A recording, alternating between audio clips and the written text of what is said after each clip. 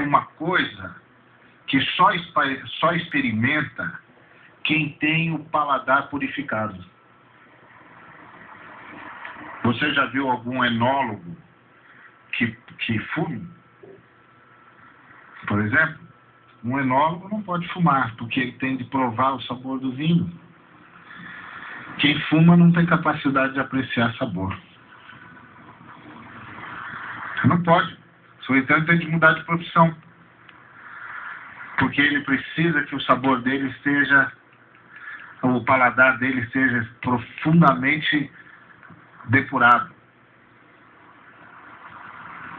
Se ele não tiver, ele não tem condições de saborear. Só saboreia quem não tem o paladar comprometido. Assim também é com o amor. Só sabe amar verdadeiramente quem não precisa devorar ninguém. Quando as pessoas precisam devorar alguém, elas não conseguem amar. Não conseguem apreciar o outro, não conseguem destacar a beleza do outro, não conseguem perceber a beleza do outro, porque de fato, o que a está movendo em direção ao outro não é a beleza do outro, o amor que surgiu no seu coração pelo outro, mas é a necessidade de devorar alguém. É a alma atribulada, agitada, cansada, desesperada, que precisa devorar alguma coisa. E quando terminar de devorar esse, vai devorar outro, ou outra, ou... Não para nunca. Porque é insaciável. Insaciável. E a outra pessoa precisa viver em função dessa pessoa que está angustiada, que está ansiosa, que está devorando. O outro tem de viver em função dele o tempo todo. O tempo todo. Porque senão qualquer coisa você não me ama mais, você não gosta mais de mim, você não está mais comigo, você não vem quando eu preciso, você não ouve quando eu chamo, você não aparece quando eu clamo, você não está quando eu queria. É a alma ansiosa, que não encontrou descanso. É o paladar comprometido, que não importa quantas garrafas de vinho ele consuma, nunca vai sentir o sabor. Não vai perceber o néctar, não vai perceber o aroma, não vai perceber a alma do vinho, a cor, se esse vinho chora, se não chora, se a safra foi boa, se não foi, não é? Aqueles que não gostam de vinho, me desculpem. Tudo bem, não tem problema não.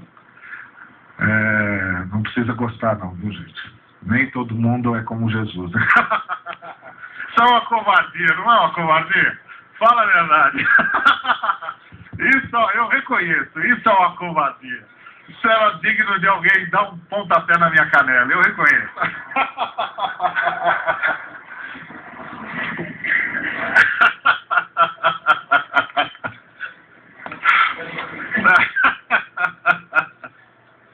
Mas tá jóia.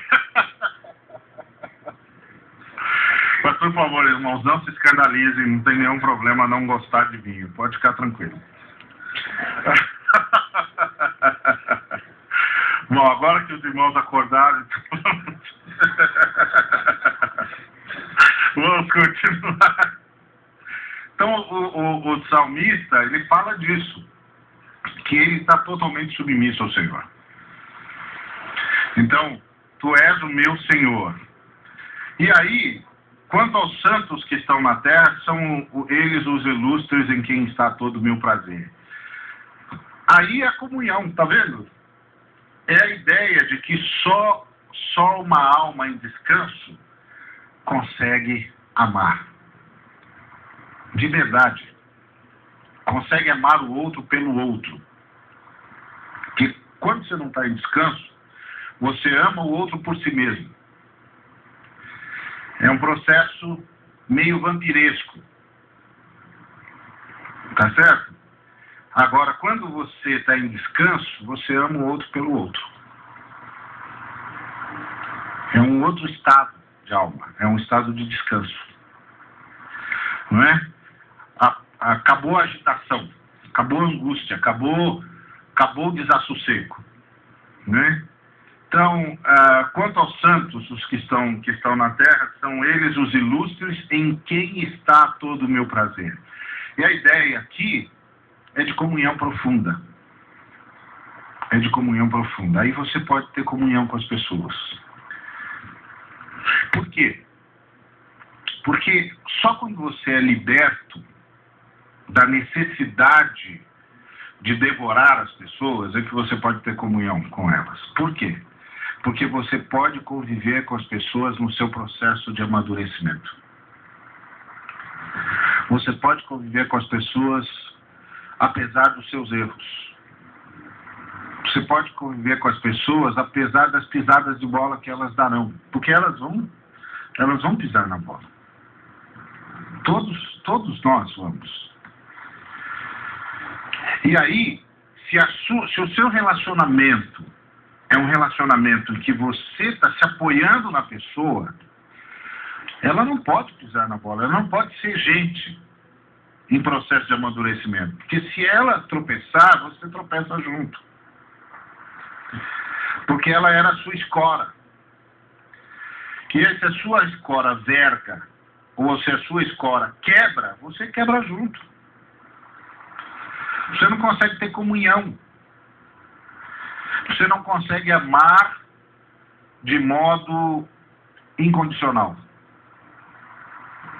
Você não consegue comungar com a pessoa, apesar da pessoa ser o que é e como é. Apenas uma pessoa. Em processo de crescimento, em processo de aprendizado. A vida tem vários níveis, várias etapas. As pessoas estão em vários estágios de amadurecimento. Mas independente dos estágios diferentes de amadurecimento, são todas absolutamente dignas, são todas absolutamente amadas por Deus. E o nosso prazer devia estar neles, nessa comunhão com eles, nessa amizade, nessa vida em comum. Mas para isso, é preciso ter esse tipo de relação com o Senhor. Quando você tem esse tipo de relação com o Senhor, que você encontrou descanso, tu és o meu Senhor, não tenho outro bem além de ti, você pode se dar para as pessoas, mesmo que não haja reciprocidade, mesmo que elas não devolvam esse amor. Porque esse amor que você dará às pessoas já é um transbordar desse amor que você nutre por Deus e Deus nutre por você. Tá certo? Já é o transbordamento. Percebe? É o que explica a criação, não é? Porque Deus criou o mundo? Porque o Deus triuno criou o mundo? Porque é um ser que ama tanto que esse amor não podia fazer outra coisa senão transbordar. Né? Senão gerar mais seres para serem amados. Esse amor vai gerando cada vez mais, esse amor vai alargando as fronteiras e vai gerando cada vez mais seres para serem amados.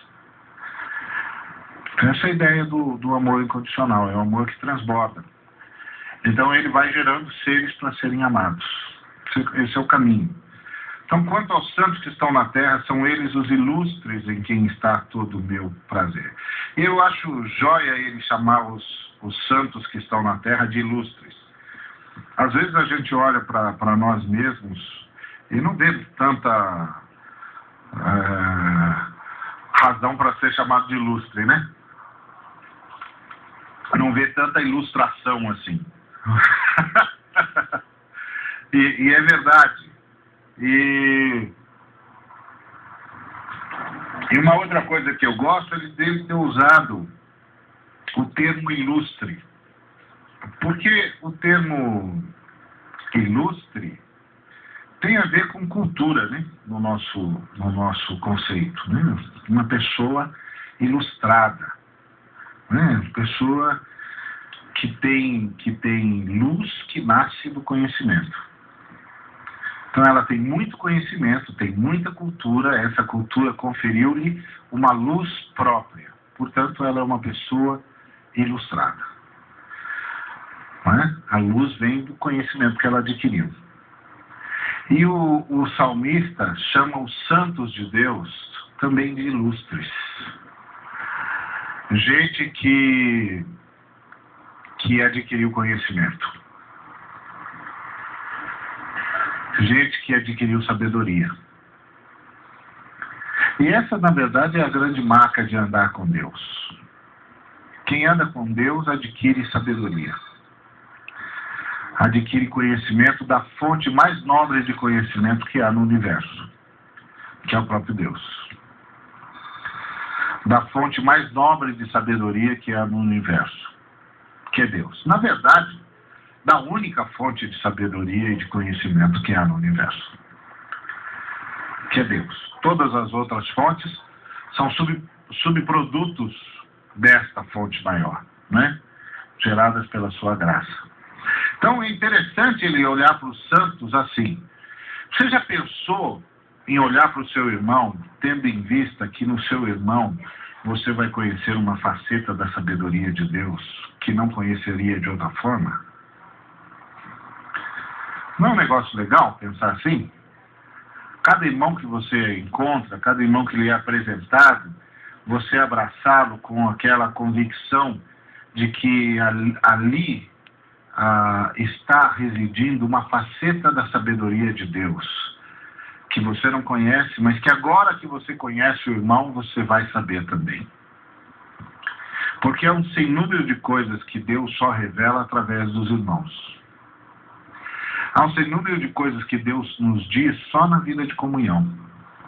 Como diz o Salmo 133, quão bom e quão suave é quando os irmãos sentam-se em comunhão. Ali, o Senhor ordena a bênção. Ali, o Senhor vem sobre nós como o orvalho do irmão, como óleo que desce da cabeça de Arão e vai até a orla de suas vestes.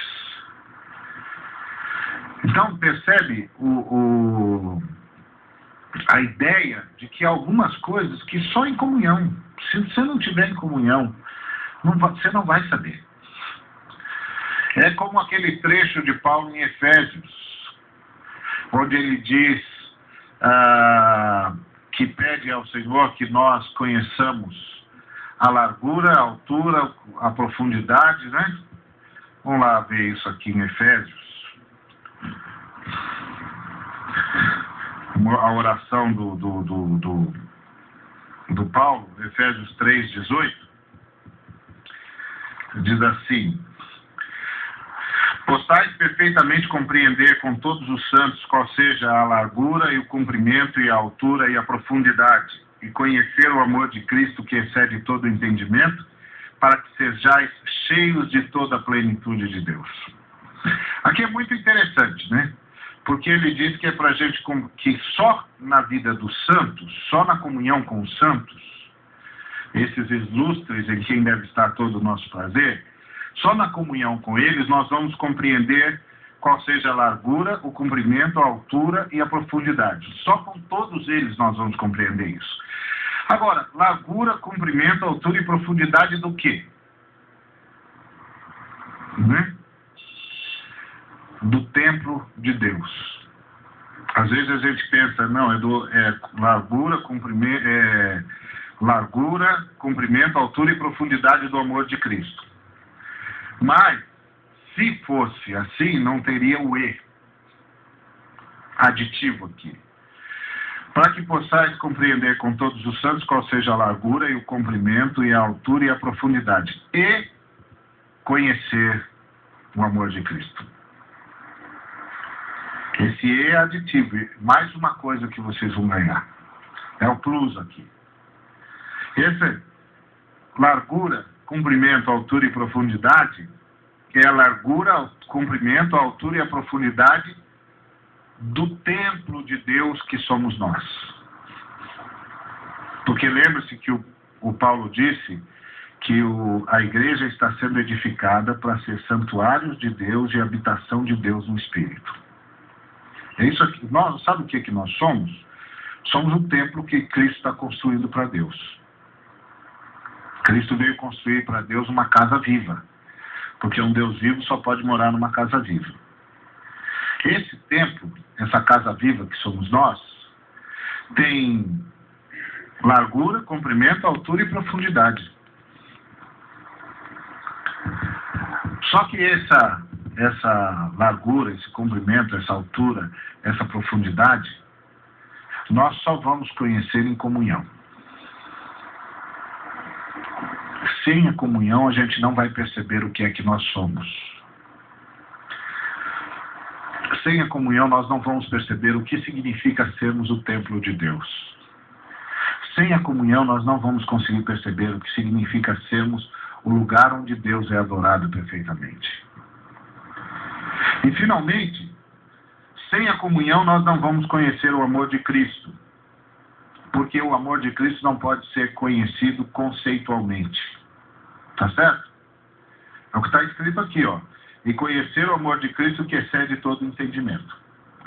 Se o amor de Cristo excede todo entendimento, então ele não pode ser conhecido conceitualmente.